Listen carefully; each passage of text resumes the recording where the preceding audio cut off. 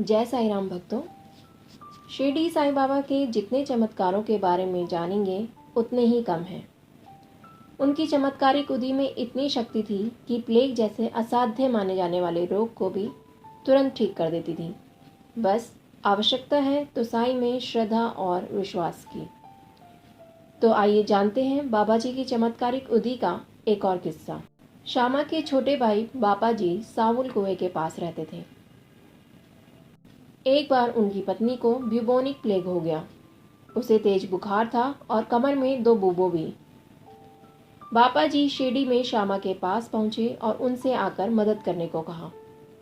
श्यामा भयभीत हो गए, परंतु अपनी इच्छा के अनुसार वे बाबा जी के पास गए, उन्हें साष्टांग प्रणाम किया, उनसे सहायता मांगी और उनसे रोग के निवारण की प्रार्थना की। उन्होंने उनसे अपने भाई के घर जाने की अनुमति भी मांगी। तब बाबा जी ने कहा, इतनी देर रात को वहां मत जाओ, उसे उदी भेज दो। बुखार और बुबोस की परवाह क्यों करो? भगवान हमारे पिता और स्वामी हैं, वो आसानी से ठीक हो जाएगी। अभी मत जाओ, लेकिन सुबह जाना और तुरंत लौट आना। श्यामा को बाबा जी की उदी पर पूर्ण विश्वास था। इसे बापा जी के पास भेजा गया और साथ ही निर्देश भी दिया गया कि इसे बुबोस पर लगाया जाए और इसमें से कुछ पानी में मिलाकर उनकी पत्नी को पीने के लिए दिया जाए। जैसे ही इसे लिया गया, बहुत ज़्यादा पसीना आने लगा और बुखार कम हो गया। साथ ही रोगी को अच्छी नींद भी आई।